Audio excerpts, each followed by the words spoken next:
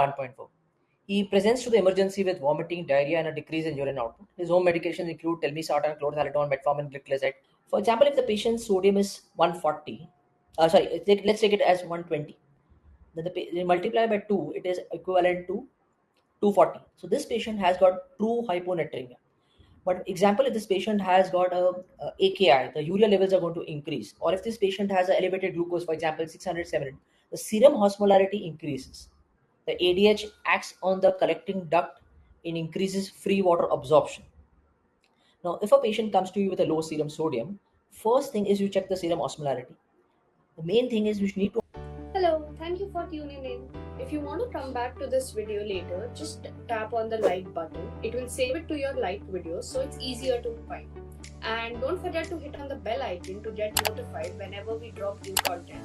Stay curious, keep learning, and see you on the inside.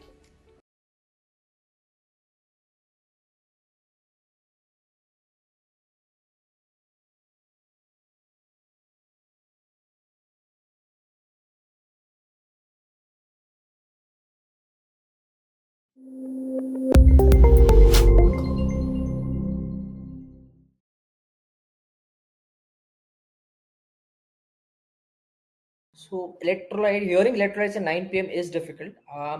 What I've made is I made the presentation very basic. I've incorporated a lot of cases, made it a little interactive, and I've tried to simplify it as much as possible, and would give you a lot of practical information on how to handle various electrolyte emergencies. So, as you all know, kidneys are the are the weightlifting organs of the body. They are one of the most essential organs which help in handling all the electrolytes. As you can see from the tubules, which are a very complicated structure, and if not only the tubular design, makes you look complicated, you see the individual part of the tubule. There are so many channels which are handling the electrolytes. So without wasting more time, I thought I'll start with a case presentation. So let's take a very common case scenario. A 50-year-old gentleman. He has a past medical history of hypertension, diabetes, and a chronic kidney disease with a baseline creatinine 1.4. He presents to the emergency with vomiting, diarrhea, and a decrease in urine output. His home medications include telmisartan, chlorthalidone, metformin, gliclazide, pretty much the usual. On examination, he's slightly hypotensive. His JVP is flat, lungs are clear. He's alert and oriented times 3. He's oriented to time, place, in person. However, you notice that his urine output is only 20 to 30 ml per hour. His initial labs show a creatinine which has gone up to 5 from a baseline of 1.4. His sodium is 114, potassium is 5.5. His acidotic, and probably that is why his potassium is on the higher side. His sugar levels are absolutely normal. Looking at this, what is going to be your approach? You ask for more set of labs. How do you plan to tackle on the low sodium and high potassium? Like we see a lot of patients, do we directly start him on tolvaptan, hypertonic saline, or give him normal saline? Give salt tablets to get the sodium up, or you start him K-bind to get the potassium down, or should we restrict his water in this case? I think Sanika has put a poll over here. So let's see what you guys have to offer over here to this patient who comes to you guys.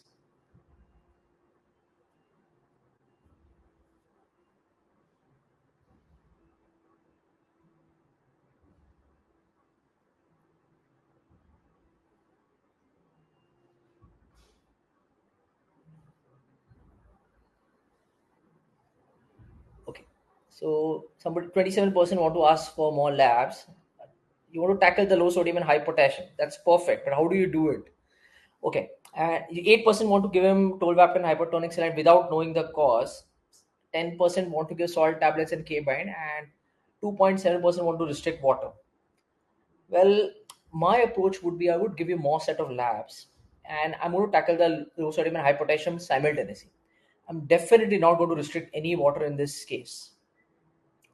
So looking at this, you see that the patient's serum osmolarity is around 300, urine osmolarity is 450, and a urine sodium of 45. Let's take another case in interim. This is a 40-year-old male who's an alcoholic. He is found to be unconscious at home by his family. On presentation to the ER, his blood pressure is 120 by 90 and appears to be euvolemic.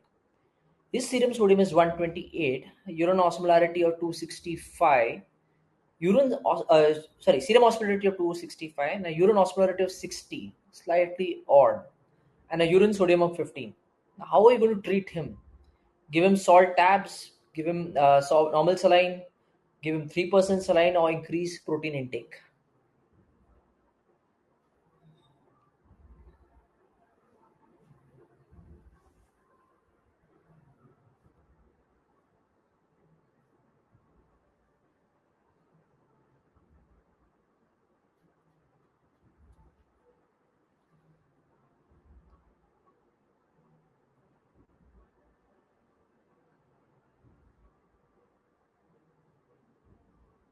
Okay. So people want to give him saline. Somebody wants to give him 3% saline and increase protein intake. I'm happy who the people who thought about this increase in protein intake. Okay. So you all need to understand that hyponatremia is not salt deficiency. Hyponatremia is a disorder of water. You have either excess water, it leads to hyponatremia. And when you have less water, it leads to hypernatremia. Now, this is the common flow chart which is given back in Harrison, which divides hyponatremia into hypovolemic, euvolemic, and hypervolemic based on the volume status. When you measure the urine sodium, look at this first box itself. Again, hypovolemia, it depends upon the body water. So the body water goes down minimally in hypovolemia. The body water is actually maintained in patients who are euvolemic, and we have patients who are hypervolemic, they have volume overloaded. And based on urine sodium, they can be divided into renal loss or extra renal loss. They can have patients with euvolemic hyponatremia generally have a urine sodium more than 20, and patients who are hypovolemic generally can be divided into two categories: those who have a kidney injury because the tubules are damaged, you're leaking a lot of sodium in the urine, and patients who are nephrotic syndrome, cirrhosis, or cardiovascular, they have a low urine sodium because the RAS is significantly upregulated in these cases. But there's a big caveat in assessing a patient with hyponatremia based on the clinical findings. Why is that? Theoretically, it looks good on the paper, but it's extremely error prone. Now, this article was published back in 1987, and they found that clinical assessment could identify only 47% of hypovolemic patients and 48% of normal volemic patients. So there is an extremely low sensitivity and specificity of identifying a patient as hypovolemic or euvolemic hyponatremia just on examination alone. But with the advent of POCUS, I'm sure this thing will change a little bit. In the the sensitivity is going to increase. Now, what I feel, we need to use a more physiological approach. And what we need to do is go back to first year on physiology and focus on three essential concepts: serum osmolarity, urine osmolarity, and urine sodium.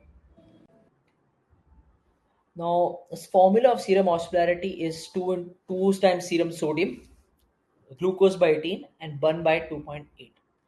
Now, if you look at the major component of serum osmolarity is determined by the serum sodium levels.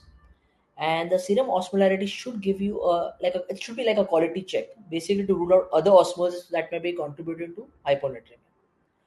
For example, if the patient's sodium is 140, let's take it as 120, then they multiply by 2, it is equivalent to 240. So this patient has got true hyponatremia.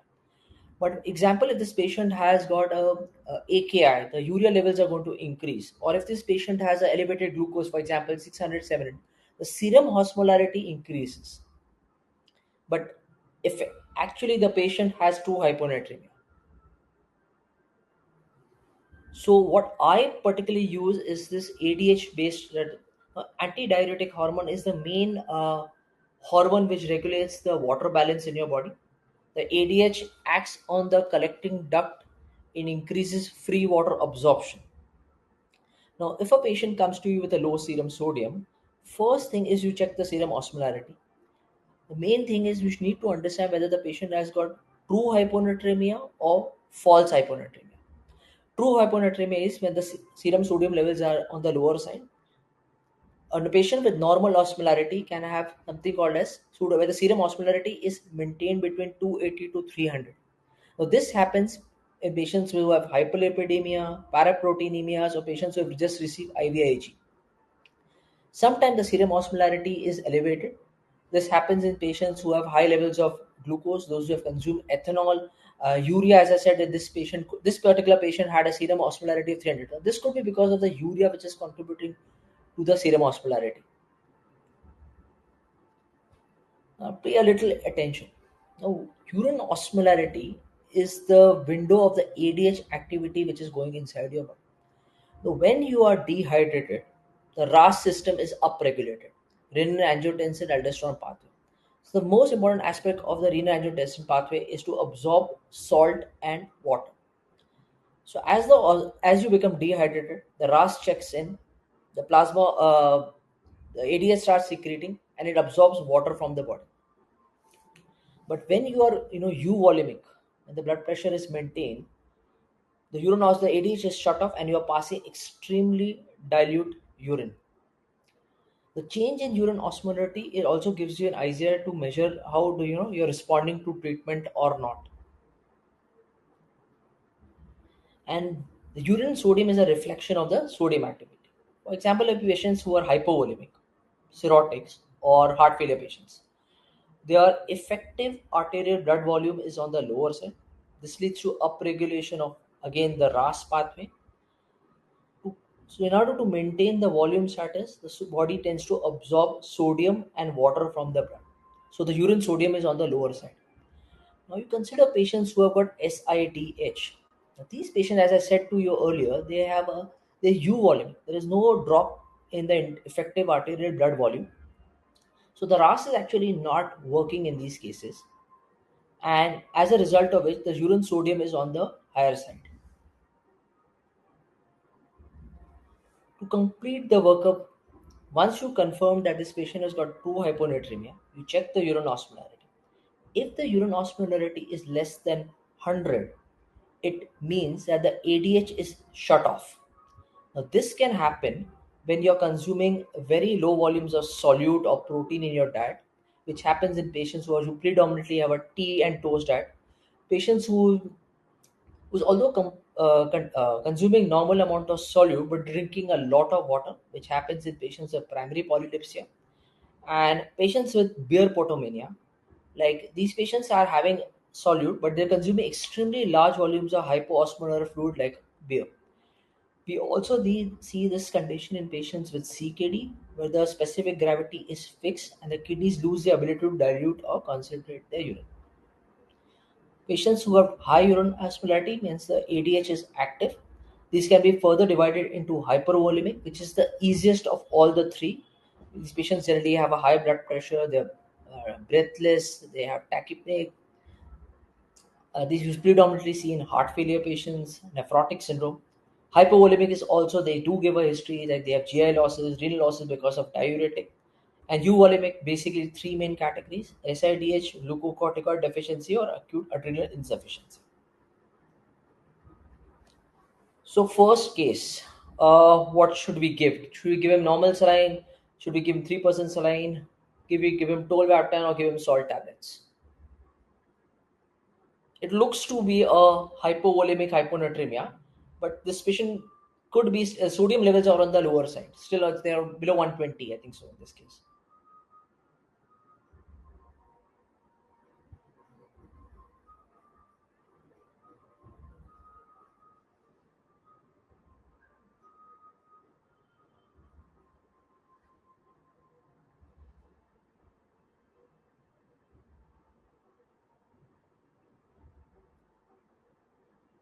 Okay. The 55% want to give 3% saline. Fine. So a 3% saline contains only 100 ml. This particular patient, if you see, uh, he is alert and oriented. He has no neurological symptoms. He has some amount of vomiting. Uh, but predominantly he had a AKI and his volume depleted. He came in with diarrhea, vomiting, and an AKI. So the aim was to give him volume instead of 3% saline. So what I would choose is, actually I would give him something. So you can choose different. You can either give him normal saline, you can give him Ringer's lactate, give him something called as half NS with 75 mq of bicarb. Now the aim is to give a fluid whose tonicity is more than that of the urine. So I particularly chose to give half NS with 75 mq of bicarb. Look at the serum osmolarity of this fluid. It's extremely close to the plasma as compared to normal saline. The sodium is slightly on the high, marginally on the higher side as compared to saline. The chloride component is quite low. In an AKI patient, we tend to give a fluid which has got low chloride content because it reduces the TG feedback and helps in recovering of the AKI. And also give him some bicarb. Now, our patient had hyponatremia, he had hyperkalemia, he was acidotic. So this fluid actually, it kind of corrected everything in the patient. It corrected the volume deficit, giving him an isotonic fluid, corrected the acidosis by giving him bicarbonate, it corrected the hyponatremia, it corrected the hyperkalemia. It's a cheap fluid and it can be used as resuscitation and a replacement fluid. We use it a lot in our practice at our hospital. So we continue. Let's we decided. I decided to give him half an as a 75 mq bicarb at 100 ml per hour. So initially the patient's urine output remained low, but after 2 to 3 hours, he suddenly started passing 100 ml per hour, and subsequently his urine output increased to 200 300 ml per hour. Most hospitals don't check sodium, after 2 3 hours, and they decide, okay, fine, let's check the sodium next day morning. And you notice that his sodium went up from 114 to 140. You're quite happy. But at the time of discharge, you realize that he's become quadriplegic, dysarthric, and reflexic after 2 days. So, what happened? Why did he go into something called as ODS? So, you need to understand you need to understand the physiology. This is what happened initially. The RAS was upregulated, you gave him fluids, water was absorbed, etc. So, in the initial period, when you keep giving volume, the ADH trigger eventually shuts off. When the ADH shuts off, you start passing a lot of diuretic urine. Look at this particular graph. The moment the urine osmolarity downtrails, you start passing 8 to 12 liters of urine per day. What as a result, there is a lot of electrolyte free water clearance from the body, and the sodium suddenly shoots up. You need to understand the patients who are hyponatremic, the, the blood tonicity goes down. As a result, the water moves from the blood into the brain cell and the brain cells swell up. And that's the reason you start getting these symptoms of nausea and vomiting, a headache in the early stages. But over time, the brain starts adapting, and there is a lot of movement of potassium and these organic osmoles out from the cells, and the cells gradually reduce in size. But if you correct this hyponatremia aggressively, the serum tonicity again rises, water shifts from the brain cells into the blood compartment, and the cells shrink in size. This sudden shrinkage of brain cells leads to damage of the astrocytes and oligodendrocytes, leading to something called as osmotic demyelination syndrome. So, what are the potential risk factors for osmotic demyelination syndrome? Patients who have extremely low sodium, patients who are hypokalemic, patients who are alcoholics, patients who are liver failure, patients who are malnourished, and this particular case which we discussed, volume expansion in a hypovolemic patient. These patients are extremely prone for this kind of uh, sudden worsening of sodium levels once you restore the volume. So how can you prevent this? So whichever formula you say, okay, fine, I'm going to give it this much amount of sodium over this many hours.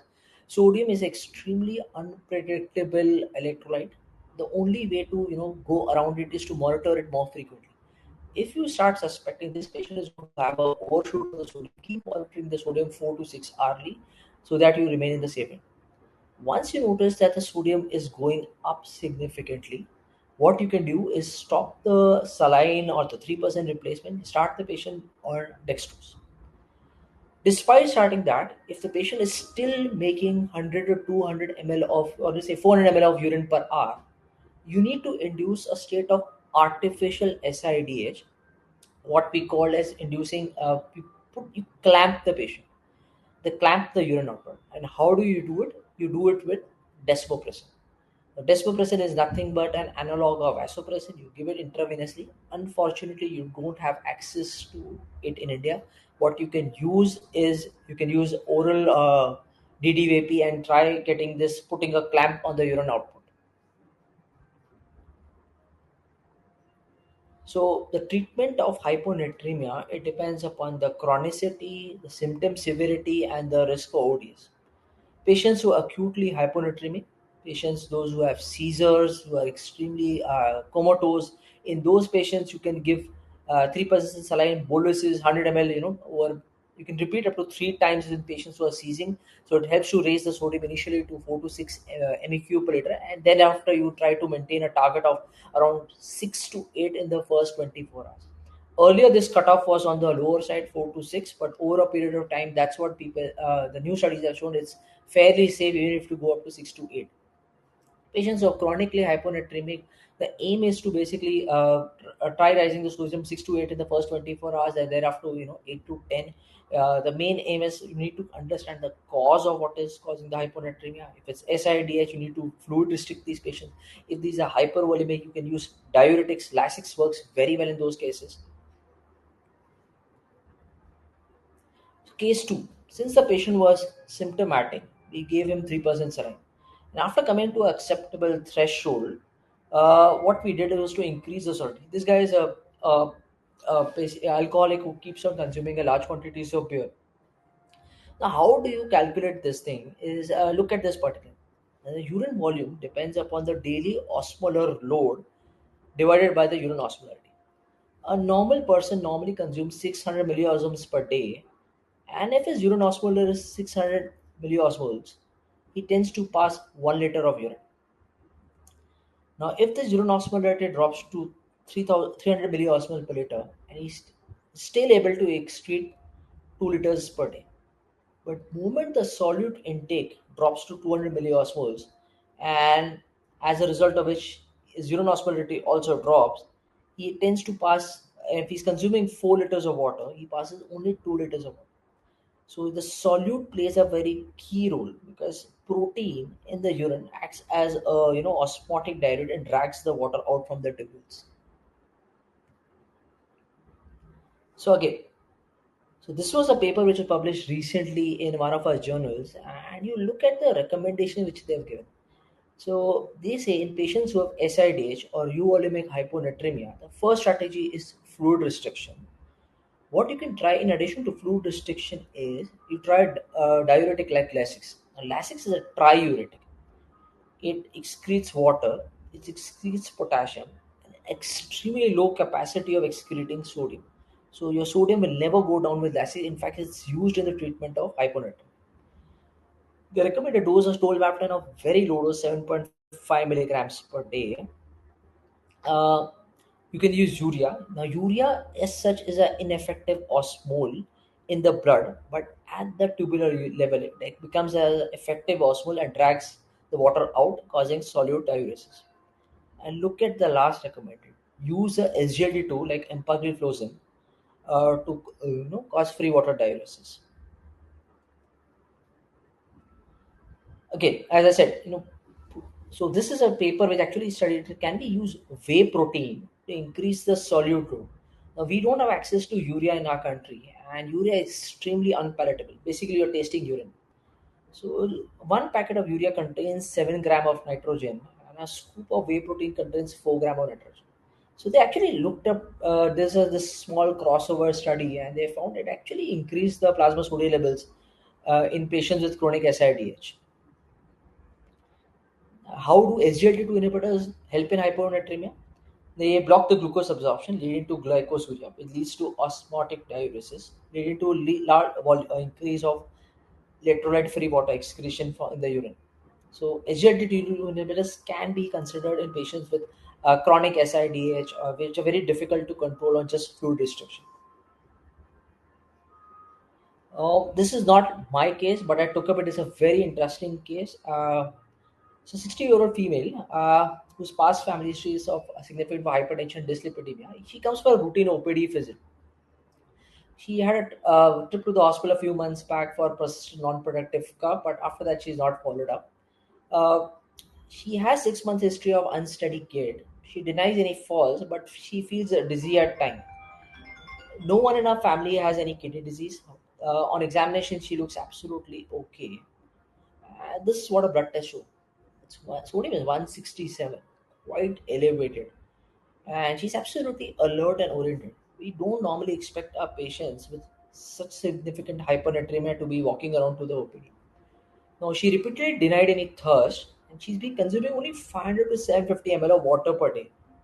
Now, as I said to you earlier, as the plasma osmolarity increases, the thirst mechanism kicks in to counteract it. So you drink more water and eventually restores the plasma osmolarity back to normal.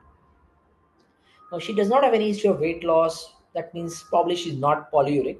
There's no abdominal pain, constipation, diarrhea, or polyuria. Neurologically, she is absolutely okay. Appears to be euvolemic, and the only medication is amlodipine and atorvastatin. So, what do we think is happening here? She's still polyuric and she's denying her history. Is she consuming a lot of salt in her diet? Does not she does not have any access to free water? There is something affecting her thirst mechanism.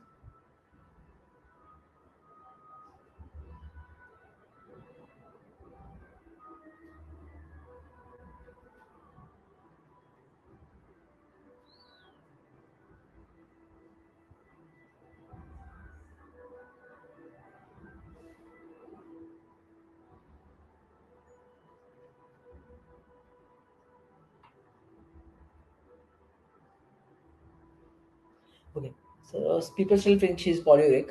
She's consuming a lot of salt. That's impossible, with a person with normal. As I said, if you're salty, how much olive salt can you consume? Some 30% feel that she is not 30. That's the correct answer over here.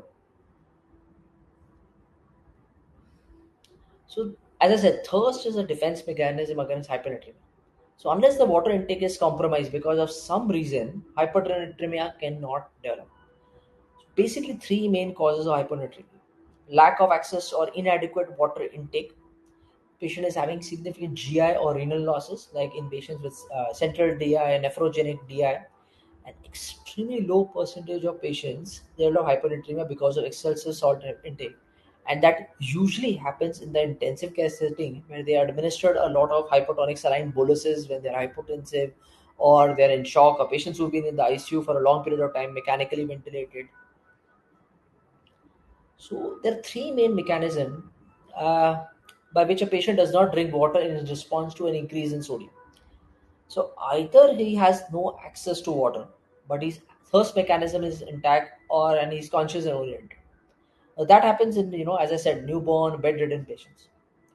The second mechanism is like uh, he has access to water, but he's obtunded or drowsy, intubated or sedated patients in the ICU. And the last is that this patient's thirst mechanism is affected, and he is unable to sense that he is thirsty. So we decided this patient was investigated further. You look at the urine osmolarity. He's passing extremely concentrated urine. His plasma osmolarity is on the high side. That is the explanation of his hyponatremia. So why did so? There is something in the brain which is affecting his ability to sense his thirst. So this patient was investigated further. Brain imaging was done. It suggested a small lesion at the hypothalamus. Because this patient had a history of non-productive cough, a CT scan was done, and there were multiple nodules. A biopsy of these nodules was done and was suggestive of epithelial histiocytes and granuloma. This patient had actually erdipsic hypernatremia secondary to neurosarcoidosis. So approach to hypernatremia also remains the same. Now, hypernatremia, as I said, is a lack of access of water. The first thing is you need to understand whether the patient is hypovolemic, euvolemic, or hypervolemic. Hypovolemia, hyponatremia patients are usually hypotensive. You need to restore the intravascular volume by giving isotonic fluids initially and then put them on, D5 or half NS. Euvolemic patients are basically you see in patients with central DI or nephrogenic DI. The aim is to replace free water by D5 or half NS. And if the patient has got central DI, you give desmopressin. Now, if the patient has got nephrogenic DI, it's mostly drug induced like lithium, hyperkalemia. You need to omit the drug. And sometimes we actually use thiazide diuretics to cause intravascular volume contraction at the proximal tubular level. Now, hypervolemic hypernatremia are the most difficult to manage. Now, you need to give diuretics, get the urine output rolling, and replace cc of urine by cc of water. The patient is passing 100 ml per hour of urine, need to replace 100 ml of T5. And sometimes you will need to consider dialysis in these patients to get the volume out.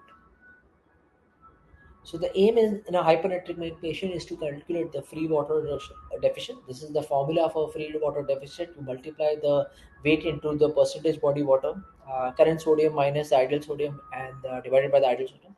So this patient had 5.3 liters of water deficit, and you need to give a fluid which is basically 1000 into the rate of correction, which we usually keep at 0.5 millimole per hour, and change the serum sodium.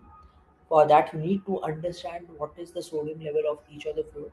This is a calculator very easily accessible on QXMD.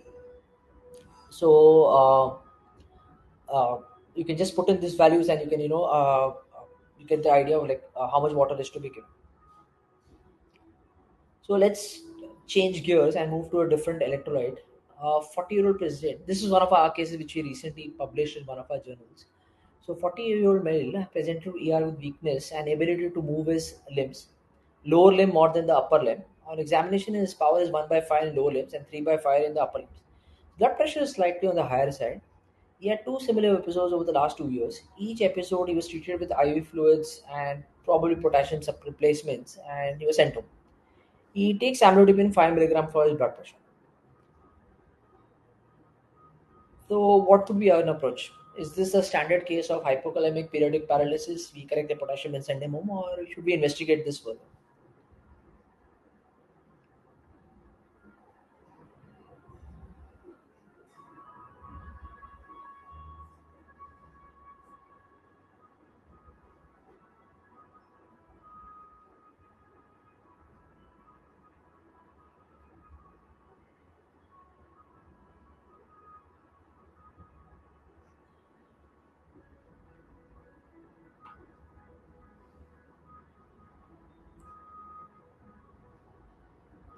Okay, perfect, good.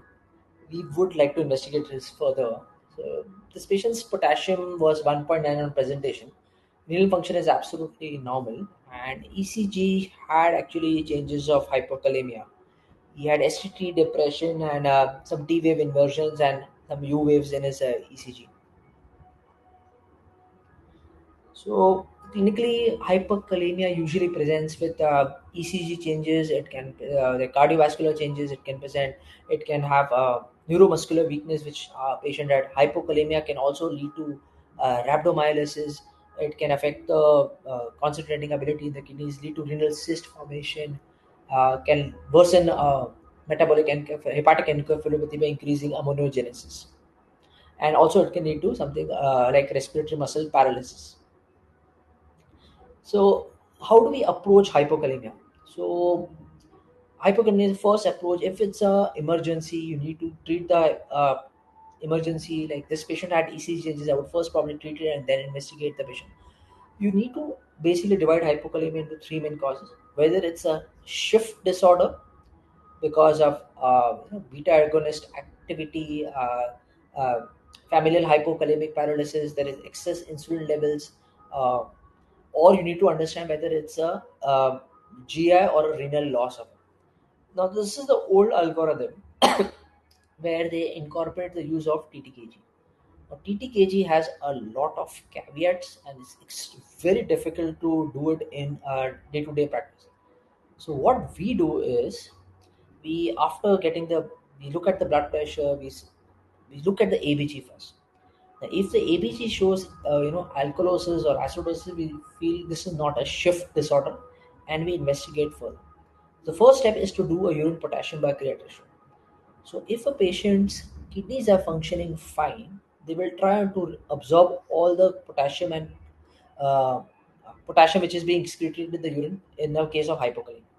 Now, if the kidneys are affected or they're damaged because of some reason, you will leak a lot of potassium into the urine. So, if the patient's potassium to creatinine ratio is elevated, the second step is to evaluate the blood pressure and the volume. If the patient is asymptomatic, this goes mostly in favor of distal renal tubular acidosis, proximal renal tubular acidosis, or if the patient is hypotensive, you need to work up patients for Gitelman syndrome and Bartter syndrome. Now, if the patient's blood pressure is high, the next approach is to do an aldo to renin ratio. If the aldosterone is elevated, renin is suppressed, it goes in favor of hyperaldosteronism. If the patient's renin is also high, it goes in favor of renal artery stenosis.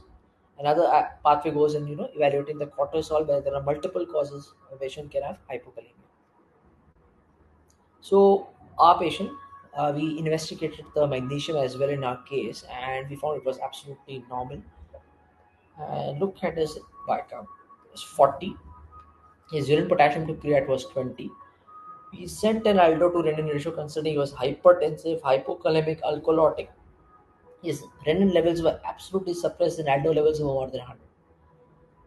On actually imaging, we found he had not a adenoma, but he had an adrenocortical carcinoma, which was causing the hyperaldosteronism. So we referred him to Tata Hospital where he was operated, and he did have some improvement in his potassium levels. So how do we treat? If it's a medical emergency, if the patient has ECG changes, if the patient has got respiratory muscle weakness, or a patient has got skeletal muscle weakness, the aim is to replace intravenously potassium. You correct the potassium fast so that the patient doesn't worsen further. Uh, Now you need to understand if the patient's potassium levels fall by point even by point 0.3, the actual deficit is down by 100 MEq per liter. So if a patient's potassium is down to 2, don't keep replacing by oral potassium, say 5 ml 3 times a day. You're just replacing roughly 30 MEq per day, and you're not taking into consideration the oral losses as well. So such patients need high dose of potassium. You need to replace at least 200 to 400 MEq of potassium to get the potassium up to at least from 2 to 3.5. Two main options you got oral potassium chloride, IV potassium chloride, potassium citrate. We generally reserve it in patients who are acidotic RTA patients, where it's more easy to you correct two abnormalities at one go. So despite giving him if this patient, we would have given him 4 mmq of KCl and still the potassium remained low. It happens because of something which sometimes we very frequently ignore, that is hypomagnesemia.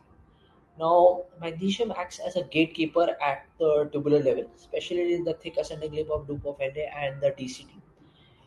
There are renal automatically potassium channels because of which potassium leaks into the tubular lumen and gets excreted by the urine.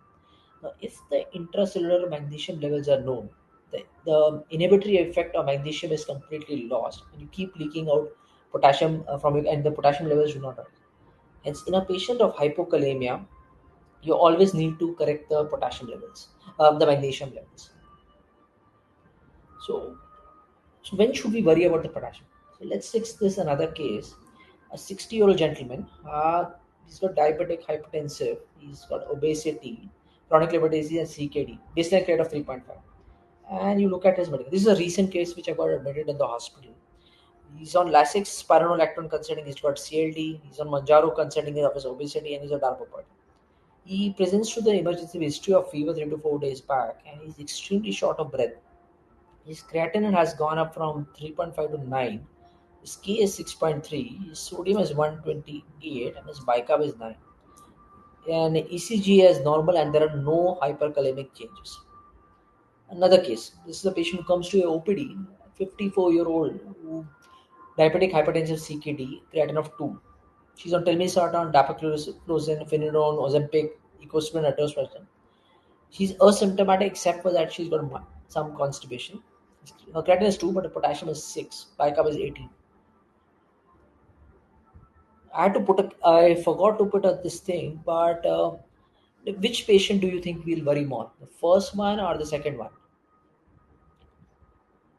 So I know there's no poll. So the first patient should worry you. The second patient, although they have the same level of potassium, look at the clinical scenario and the presentation. The first patient was acidotic, was extremely tachycardic. There was an AKI and probably was oligoanuric. The second lady is coming to the OPD. The potassium was 6. There are no ECG changes in both of them.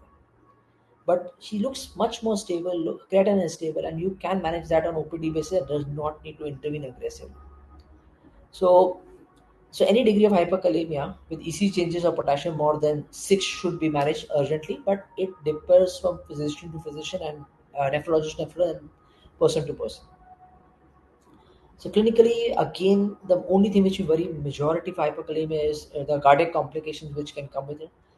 The first change is presence of tall T waves with the prolongation of PR interval, and the worst thing is you see a sine interval.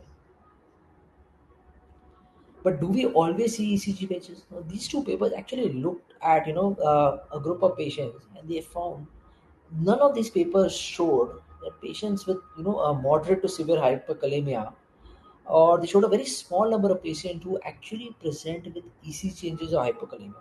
Now, especially in patients with CKD, the SA node becomes adapted to the high potassium. So patients on dialysis, they're actually practically living with high potassiums on a day-to-day basis. So when they do routine checks, we normally see potassiums of 6, 5.8, 5.9 on very common. So always in a case of hyperkalemia, need to rule hypokalemia, pseudo hypokalemia. Probably the second lady, her labs were done 10 days back, and she was probably clenching her fist too tightly. She had extremely tiny veins. The tourniquet was tight. So there is always a possibility of pseudo hypokalemia in those cases.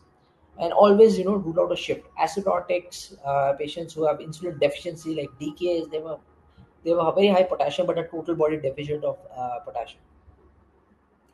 So I feel you need to treat the patient based on the clinical scenario.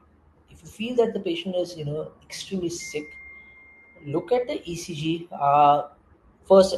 Even if the ECG, there are no ECG changes, there are two schools of thought. Some people believe in giving calcium gluconate, some do not. The next best up step is to basically shift the potassium into the cells. You do it by giving insulin dextrose. Second option is giving salbutamol or albuterol nebulization, and some amount of it by bicarbonate. Now you need to understand that Lasix works excellent by reducing hyperkalemia. Potassium comes out of the body by two main routes, via urine 90% and stool only 10%. So Lasix acts actually very quickly. If this patient starts peeing well, probably the potassium levels will get corrected relatively fast. The patient has, like in our patient, the first case, he was acidotic hyperkalemic, he had a severe AKI. We had to give him a session of dialysis to correct all the abnormalities. Chronic hyperkalemia is actually easy to treat. First and most important is to consider dietary modification. Some of these patients, you look at the acid levels. If these patients are acidotic, you can probably add a low dose of sodium bicarbonate. You can adjust the doses of RAS blockade, and you can add thiazide diuretics, SGLT2 inhibitors. So there are multiple options which you can play with.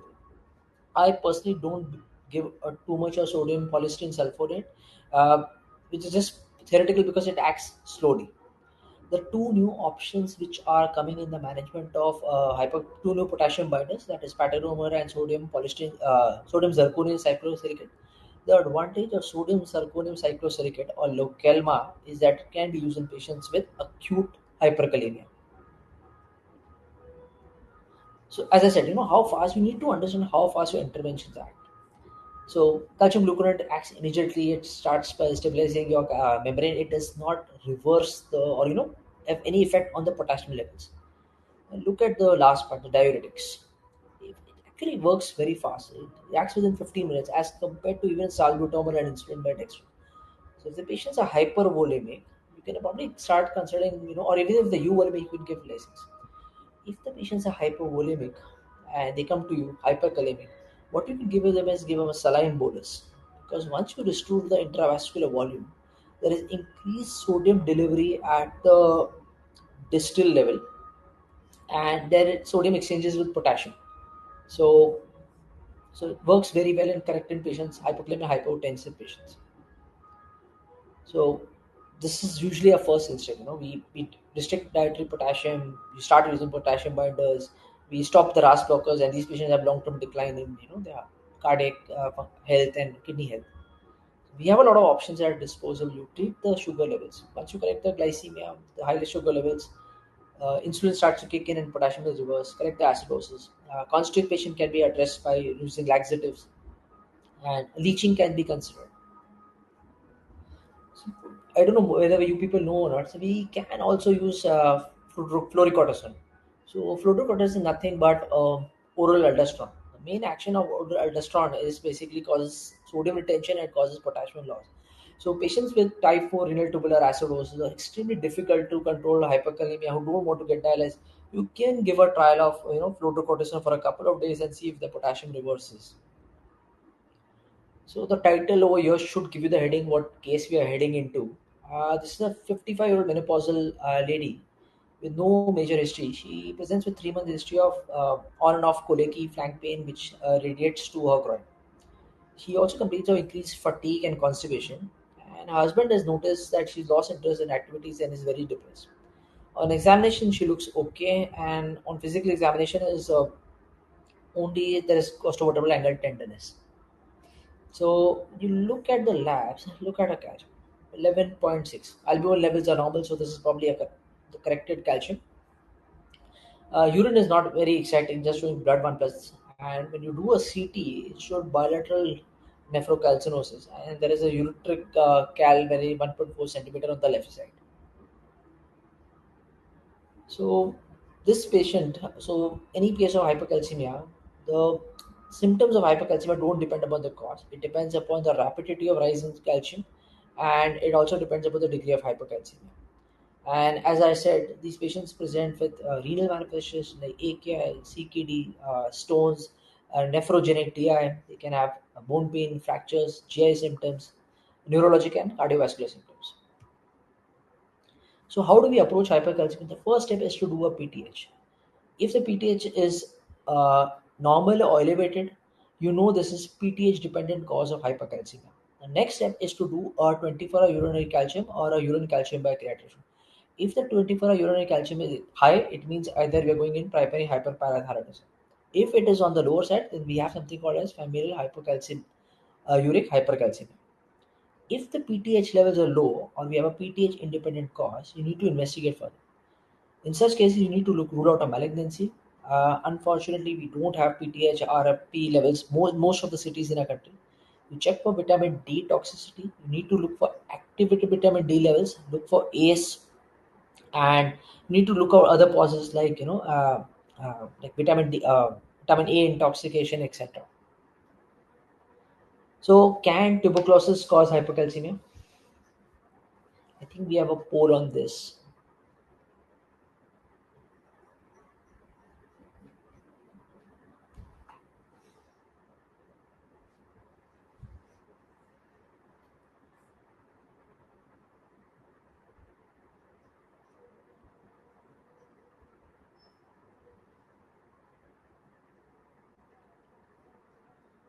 Perfect. Good. This is easy.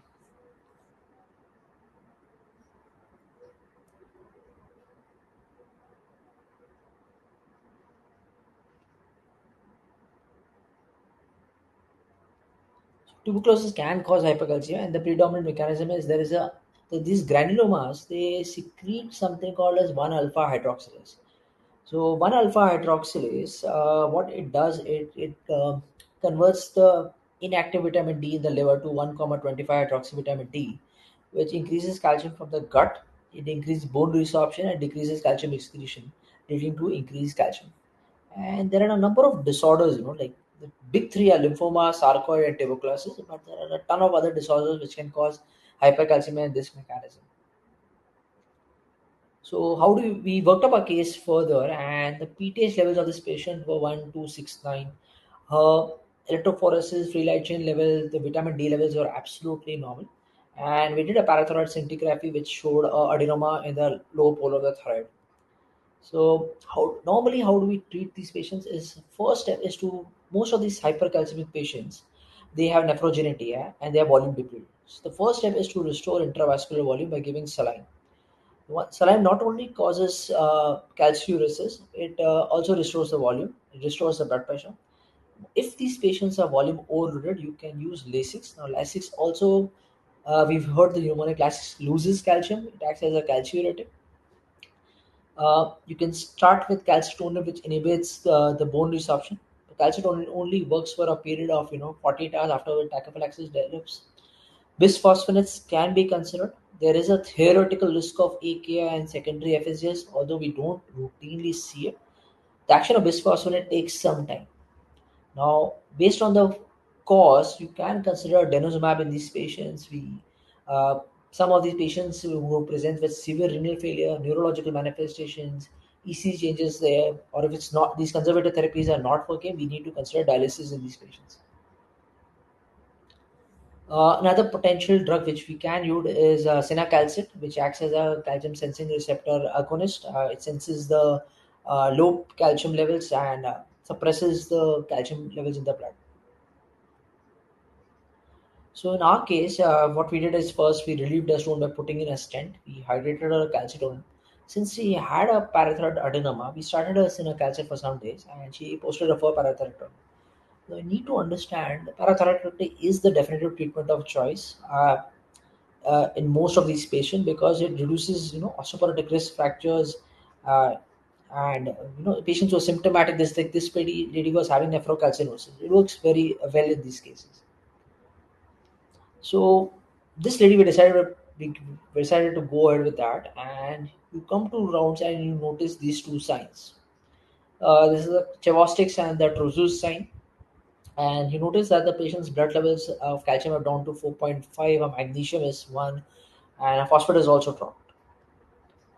So what does this patient have? This lady had something called as hungry bone syndrome, very commonly seen in the setting of thyroid surgeries and parathyroid surgeries. So, because of the sudden suppression of the PTH, the osteoblastic activity of the bone increases, and there is a sudden rush of calcium into the bone. So these patients have concomitant hypophosphatemia, hypomagnesemia, um this hypokalemia. This is my mistake. So, what we do in these patients, we optimize the vitamin D levels early, and you most of these patients need IV calcium for a few days, and we supplement calcitriol as well in these cases. So hypocalcemia, the first approach is to do a ionized calcium levels. You draw the magnesium, phosphorus, and PTH levels. If the magnesium levels are low, you give the magnesium, hypocalcemia corrected, your cause is clear. If the hypocalcemia is not corrected, you look at the phosphorus then. If the phosphorus levels are on the higher side, you look at the PTH. If the PTH is high, it's basically either pseudo hypoparathyroidism or renal disease. Low PTH is because of hypoparathyroidism, because of autoimmune, post-surgical, etc. And if it's a low phosphorus, it's mostly because of vitamin D deficiency. Rush to this is not very relevant.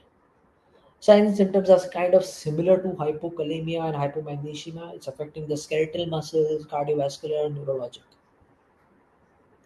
So treatment of hypocalcemia is similar to potassium. If the patient is acutely symptomatic, it has a lot of clinical signs, ECG changes, you need to give IV calcium gluconate boluses.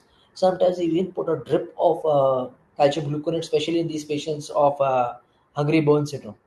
Now, if the patient is, you need a long-term management. You need to give vitamin D levels.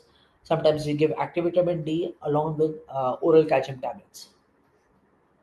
And like coming to the last electrolyte which we routinely miss is, so this is a 73-year-old male with past medical history of diabetes, hypertension, and a stroke. And she was diagnosed recently with a rectal adenocarcinoma because of the weight loss which she's having over a period of 1 year. She was started on this Folfox, which is a very common regimen, and after a month she was added on cetuximab. Now she takes atenolol, chlorthalidone for her blood pressure, sitagliptin, loperamide as and when for diarrhea, and ondansetron for nausea. Now she presents to emerge with palpitation and hypotension, and this is the ECG which you get. This is a classical ECG of Torsades de Pons, which is a polymorphic ventricular tachycardia.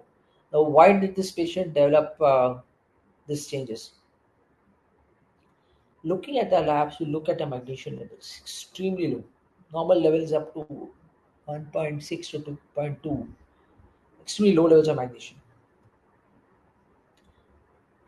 I'll rush change to this. Yeah. So, hypomagnesemia, the causes of basically the three types. One is because of decreased absorption or GI losses, which is happening in diarrhea, patients who have alcoholic malabsorption syndrome. Uh, it can be because of compartmental disorders where the magnesium shifts into the cells. It can be seen in hungry bone syndrome, patients with pancreatitis, refeeding syndrome, or it's a loss. Renal loss can be broadly at the proximal tubular level, the distal level. It can be because of diuretics, medications, certain inherited disorders like Bartter and Gentleman syndrome. So, what more investigations which we do? So what we do is to determine whether it's a renal loss or not. We do something called as fractional excretion of magnesium. In the setting of hypomagnesemia, the kidney should actually try to conserve the magnesium. So if the magnesium levels in the urine are the high, that means the kidneys are at fault. So if so, these are the labs, and this is the formula for calculating the fractional excretion of magnesium. So once you put in the lab, this patient had extremely high level of magnesium loss via urine. This patient was on two potential causes, probably three also. This patient was receiving cetuximab, which decreases the expression of TRMP6 on the apical membrane, which on the distal tubular level and leads to a lot of magnesium. She was also taking thiazide-like diuretics, which causes decreased expression of this other channel. So there were potential two causes of hypomagnesemia in this particular case. Again, as we discussed, you calculate the fractional excretion of magnesium. If there is a significant increase in, it's because of a renal cause. What we routinely see nowadays is a lot of our patients, they are on PPIs. PPIs can cause hypomagnesemia by blocking these channels at the gut level. So in these cases, the fractional excretion of magnesium is going to be on the normal side. And treatment remains kind of the same strategy. If it's a acute presentation, patient is sick, presents with torsades, cardiac arrest, you need to give intravenous magnesium. If the patients are OPD basis, like you can probably consider oral magnesium in those cases. And SGLT2 inhibitors again here play a very good role. They've been used in the treatment of hypermagnesemia. So SGLT2 inhibitors kind of play a role in hypomagnesemia. They can be used in hyperkalemia, hyponatremia. So the role is much more what we've already known so far. So nothing into excess is good. So this is a 28-year-old primary gravida who's 34 weeks of gestation with severe preeclampsia was admitted to the lower ward. And as a part of preeclampsia prophylaxis, she started on magnesium sulfate. 2 hours after the initiation of therapy, they found that she's got depressed tendon reflexes and she's complaining of muscle weakness. Shortly after, the nursing staff reported shallow breathing and saturation drop. And blood pressure is still on the higher side. So when you look, the patient's magnesium level was 7.5. This patient had an AKI, probably because of the HELP syndrome which came along with preeclampsia. So there was accumulation of magnesium levels in her blood, and which led to all the symptoms of this thing. So you need to have renal impairment, and along with that, you need to have either endogenous magnesium, excess endogenous magnesium, or exogenous magnesium, which is leading to all the symptoms of hypo.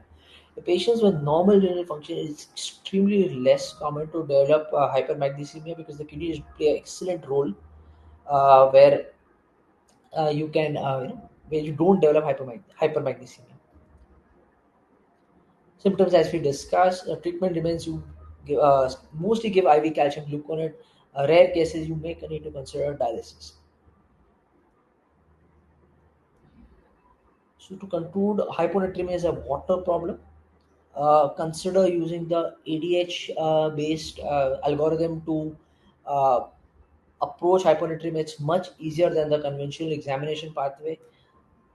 Hypokalemia, do the urine potassium by create ratio, acid base status, and measure the blood pressure.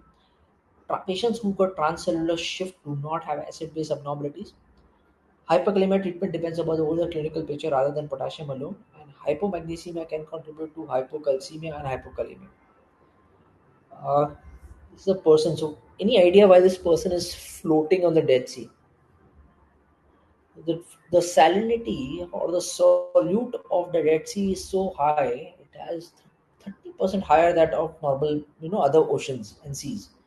So you can actually float on the Dead Sea. People on the Dead Sea, they can't, you can't swim in the prone position because there is a very high tendency you will drown if you, engulf little bit of water also.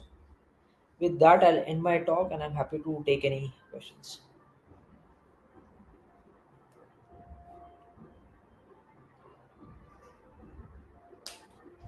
Thank you so much, sir, for this presentation. We have a couple of questions. I think I've already answered two of them.